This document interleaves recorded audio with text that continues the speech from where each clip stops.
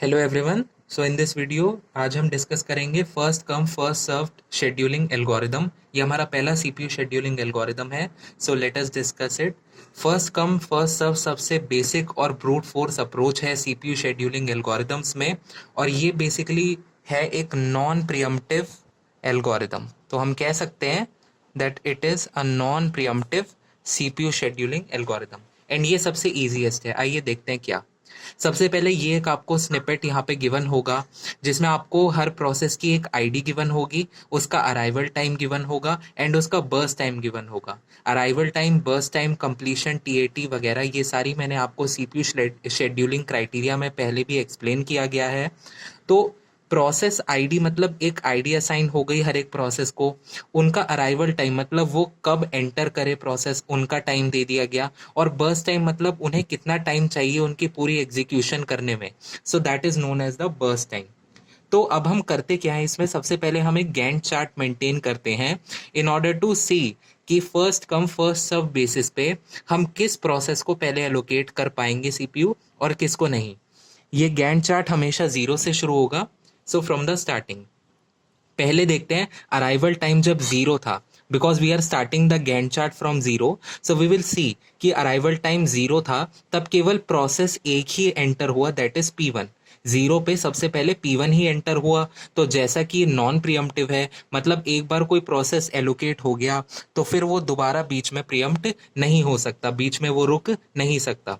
सो arrival time zero पे P1 आ गया तो गैंट चार्ट पे P1 को मेंशन कर दीजिए। इसका बर्स्ट टाइम है 24, यानी ये 24 बर्स्ट टाइम तक यहाँ पर चलेगा। तो ठीक है, इसको पूरा का पूरा हमने टाइम दे दिया है।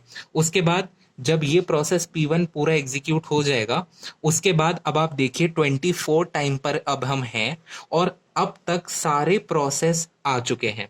ये टाइम 1 पे आ चुका था और ये टाइम 2 पे आ चुका था, and we are at time 24 C according to Gantt chart. Okay, so अभी हम 24 पे हैं, मतलब सारे प्रोसेस आ चुके हैं।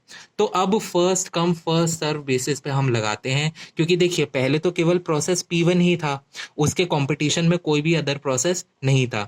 तो उस केस में कोई भी हमें सीपीयू शेड्यूलिंग एल्गोरिदम लगाने की जरूरत नहीं है। जो भी पहला प्रोसेस दिखे, अगर एक ही प्रोसेस है जो आया है, तो डायरेक्टली उसको हम गैंट चार्ट में इंक्लूड कर लेंगे। अब हम लगाएंगे FCFS, क्योंकि अब यहाँ कंपटीशन किसके बीच में है, P2 एंड P3 के बीच में है कंपटीशन। सो अब इन दोनों में से देखते हैं। फर्स्ट कम फर्स्ट सर्व के नाम से ही हमें जैसा पता लगता है कि कौन पहले आएगा गैंट चार्ट में। जो पहले आया मतलब जिसका अराइवल टाइम पहले हुआ, मतलब P2 क्योंकि पहले एंटर हो चुका था, तो इसलिए गैंट चार्ट में हम पहले P2 को प्लेस करेंगे। ठीक है, नॉन प्रियम्प्टिव मतलब अगर एक बार कोई प्रोसेस एलोकेट हो जाता है तो फिर अपना पूरा बर्स्ट टाइम लेने के बाद ही, यानी 27 टाइम तक वो फिर एलोकेट हम उसे कर देंगे पूरे। ठीक है, तो P2 हमारा एग्जीक्यूशन क्या हो जाएगा, कंप्लीट हो जाएगा। उसके बाद बचा P3। सो P3 के लिए हम अब P3 को लिया है गैंट चार्ट में। P3 को गैंट चार्ट में लाने के बाद, क्योंकि ये अराइवल टाइम 2 पे आया था, तो इसका भी पूरा एग्जीक्यूशन कंप्लीट कर दिया हमने, और 30 टाइम तक P3 भी हमारा खत्म हो गया। ठीक है, तो ये तो हमारा हो गया, गैंट चार्ट मेंटेन हो गया भाई, सारे प्रोसेस हमारे पास सक्सेसफुली एलोकेट हो गए हैं। अब बात आती है एग्जाम में आपसे ये 3 टर्म्स पूछेगा, completion time, turn around time and waiting time, बता दीजिए तीनों का। तो कंप्लीशन टाइम आप कैसे दिखाएंगे, गैंट चार्ट की मदद से मूव करिए from right to left, right to left move करिए। जैसे P3 का कंप्लीशन टाइम दिखाना है, तो P3 जहां पे एंड हो रहा है, मतलब P3 का कंप्लीशन टाइम क्या हो गया, 30। P2 का कंप्लीशन टाइम क्या हो गया, 27। और P1 का कंप्लीशन टाइम क्या है, 24।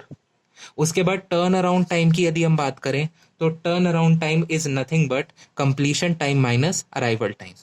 तो कंप्लीशन टाइम यानी 24 minus 0, so that is 24।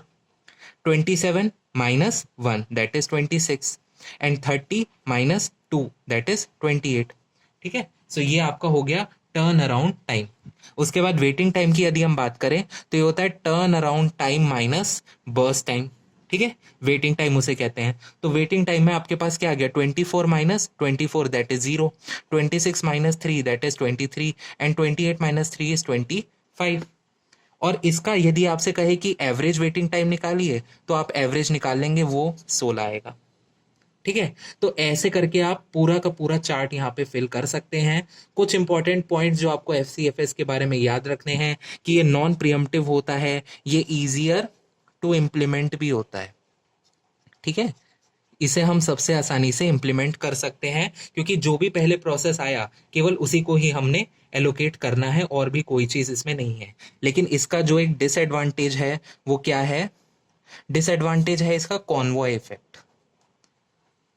Convoy effect ये है, आप मान लीजिए कि अगर एक लॉन्ग प्रोसेस आ गया, सो मतलब if a long process arrive early, so short process will starve, मतलब लॉन्ग प्रोसेस को ही खत्म होने में बहुत ज्यादा टाइम लग जाएगा, उसके चक्कर में शॉर्ट प्रोसेस स्टारवेशन मोड में चला जाएगा। फॉर एग्जाम्पल, जैसे आपने देखा होगा ट्रेन का अराइवल जब भी होता है तब अक्सर जो फाटक होता है वो बंद हो जाता है, तो जो छोटी गाड़ियां हैं उनको पास होने में बहुत कम टाइम लगेगा as compare to that of the train, लेकिन फिर भी हमें ट्रेन के जाने तक का वेट करना पड़ता है। So that is the best real life example for the convoy effect. तो ये चीज हमें एफसीएफएस में देखने को मिलती है।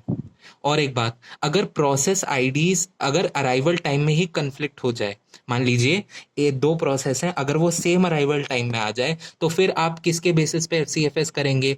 तो फिर आप दोनों में से कोई भी ले सकते हैं, बट प्रेफरेबली आप प्रोसेस आईडी के बेसिस पे उसको करिएगा कि जिसकी प्रोसेस आईडी P1 है उसको पहले ले लिया और जिसकी P2 है उसको बाद में, वैसे आप किसी को भी ले सकते हैं। ठीक है, so that is all for the first come first serve CPU scheduling algorithm.